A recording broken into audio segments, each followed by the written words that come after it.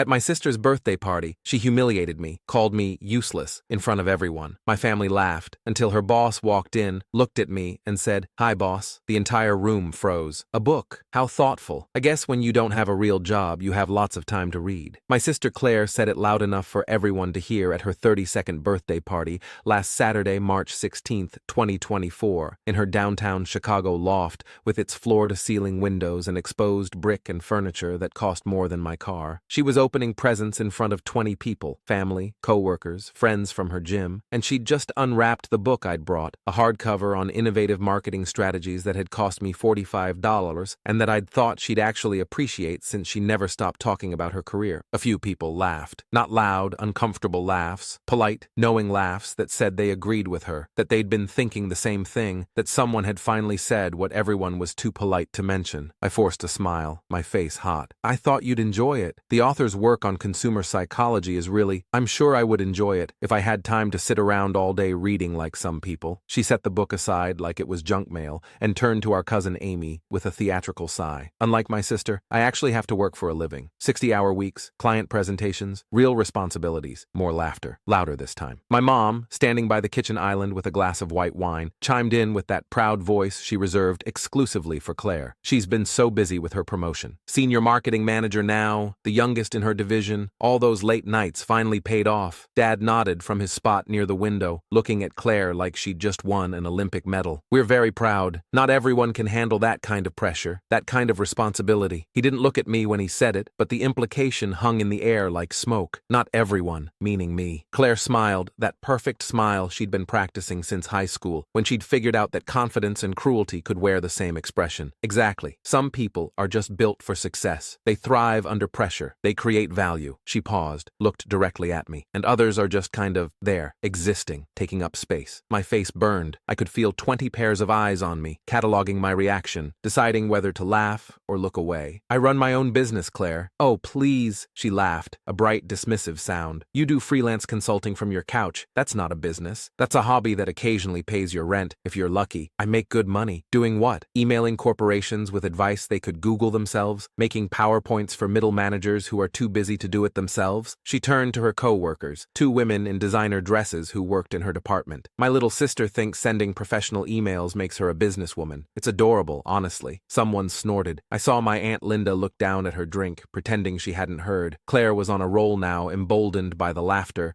by the attention, by the fact that our parents were nodding along like she was delivering a TED Talk instead of systematically humiliating me. "You're 30 years old, Megan. No office, no team, no benefits, no 401k. You work from home in sweatpants doing what exactly? Mom and Dad are too polite to say it, but we're all thinking it." She leaned forward, voice dropping to that fake concerned tone that was somehow worse than open cruelty. "When are you going to get a real job? You're completely useless at this whole adult career thing." Useless. The word landed like a slap. Around the room, people shifted uncomfortably, suddenly fascinated by their drinks or their phones or the view out Claire's expensive windows. I grabbed my coat from the chair where I'd left it. My hands were shaking, but I kept my face neutral, kept my voice steady. "I should go." "Oh, don't be so sensitive," Claire called after me, her voice carrying across the loft. "I'm just being honest. Someone has to tell you the truth. You'll thank me later when you finally get your life together." I was halfway to the door when it opened. A man in a charcoal suit walked in, mid-40s, salt and pepper hair, the kind of expensive haircut that costs $200 and looks effortless. He had a leather portfolio under one arm, and the confident stride of someone who was used to being the most important person in any room he entered. David Chen, Claire's boss, VP of marketing for her entire division at TechCorp Solutions. She'd pointed him out to me once 6 months ago at a company event I'd attended as her +1, had whispered reverently about how intimidating he was, how he'd built the marketing department from scratch, how everyone was terrified of disappointing him, how getting on his bad side meant your career was over. He stopped when he saw me, blinked, then smiled, warm, genuine, the smile of someone seeing an old friend. "Megan." "Hi, boss." The entire room froze. 20 people went completely silent. Conversations died mid-sentence. Someone's wine glass stopped halfway to their mouth. The only sound was the ambient noise of downtown Chicago traffic filtering through Claire's expensive windows. Claire's face went white, then red, then white again. "What?" David walked over to me, completely at ease, and shook my hand like we were greeting each other at a professional conference. "Didn't know you'd be here. Small world. You doing okay? You look like you were leaving." I nodded, my throat tight. "Just heading out." "Good to see you, David." He turned to face the room, his smile fading into something more professional, more pointed. I'm guessing from the silence that no one here knows that your sister is the reason our entire division didn't collapse last quarter. Complete, suffocating silence. My mom's wine glass had stopped moving entirely. Dad's expression had frozen somewhere between confusion and dawning horror. She's the consultant we brought in to fix our marketing strategy after the Riley campaign disaster. You remember that, Claire? The $15 million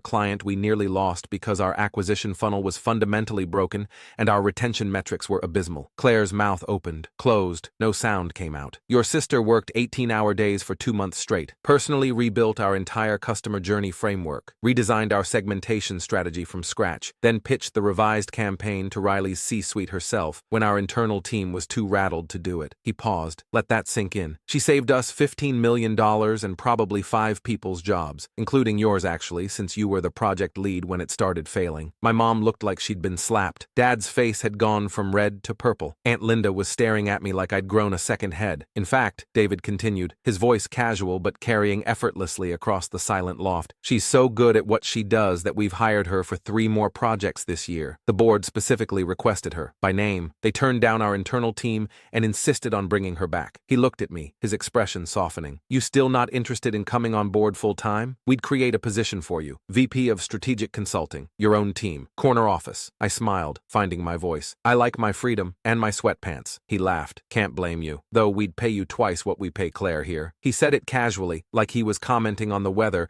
but the words detonated in the room like a grenade. Twice what we pay Claire. My Aunt Linda suddenly found her phone absolutely fascinating. My Uncle Tom coughed, a forced sound that was trying to fill the silence. Claire's co-workers were staring at their shoes like the floor had become incredibly interesting. Claire stood there, frozen, her face cycling through expressions too fast to catalog. Shock, humiliation, rage, disbelief. David checked his watch, a Tag Heuer that probably cost more than Claire's monthly rent. I should get going. Just wanted to drop off that contract for the Singapore project. He pulled an envelope from his portfolio and handed it to me. The board approved the full budget, $200,000 for 6 months of work. It's yours if you want it. No pressure, but they were very clear that you're their first choice. Only choice, actually. I took the envelope, my hands steadier now. Thanks. I'll look it over this weekend. Perfect. Take your time. And Claire, he turned to my sister, his tone shifting to something more businesslike, more distant. Don't forget our check-in Monday morning, 9 a.m. I'll need your Q3 numbers ready and your revised forecast for the Morrison account. We're behind schedule and the client's getting nervous. He nodded to the room, a polite acknowledgement of the audience he'd just demolished. Nice meeting you all. Enjoy the party. He left. The door closed behind him with a soft click that sounded impossibly loud in the continued silence. 20 people stood frozen in a downtown loft, processing what had just happened, recalibrating everything they'd thought they knew about me, about Claire, about the hierarchy they'd constructed in their minds. I looked at my sister, at her perfect makeup that had taken her probably an hour to apply, at her designer dress, Rice, I recognized it from the window display, probably $400, at her carefully curated life built on the foundation of being better than me, more successful than me, more valuable than me. Enjoy your party, Claire, I said quietly. I walked out. My phone started buzzing before I reached the elevator. Text after text, the notifications piling up so fast, my phone vibrated continuously. Mom, why didn't you tell us? We had no idea you were doing such important work. Dad, Megan, we should talk. I didn't realize you were working with Claire's company. We're very proud. Aunt Linda, I always knew you were doing well. So impressive. Cousin Amy, OMG, that was insane. Claire's face, I'm dying. Claire, we need to talk. Please, this is important. Claire again. Megan, answer me. Claire again. You're being childish. I was joking earlier. You know that. I turned my phone off, dropped it in my bag, took the elevator down 32 floors to street level where the March evening was cold and clear and I could finally breathe. When I got home to my apartment in Lincoln Park, the one bedroom I'd been renting for 3 years, the one Claire had called cute in that tone that meant small and sad, I made tea, changed into actual sweatpants, and opened the envelope David had given me. Contract for the Singapore project, 6 months of consulting work, restructuring TechCorp's entire Asia-Pacific marketing strategy. Compensation, $200,000 plus expenses. Travel included. Team of junior consultants reporting to me. Direct line to the board. At the bottom, a yellow sticky note in David's handwriting. Claire tried to pitch for this project last week. Told the board she could handle it internally. Save the consulting fees. They said no. They want you. Thought you should know. D. I sat on my couch in my sweatpants in my cute apartment and smiled. $200,000. Twice what Claire made in a year. For doing exactly what she'd mocked. Consulting from my couch. Sending emails. Making PowerPoints. Being useless. My phone, still off, sat on the coffee table. table. I didn't turn it back on. Let them wait. Let Claire sit in her expensive loft with her 20 guests who'd just watched her humiliation, who'd just learned that the sister she'd spent years dismissing was actually the one keeping her division afloat. Useless. She'd called me useless in front of everyone who mattered, and her boss had called me irreplaceable. I picked up the book I'd given her. I'd bought 2 copies, one for her and one for myself. Opened it to the chapter on strategic positioning and competitive advantage. Started reading. Because I had time. Because I didn't have a real job. Because I had something better. The freedom to choose my work, the leverage to name my price, and the satisfaction of knowing that the golden child had just discovered she'd been living in my shadow all along.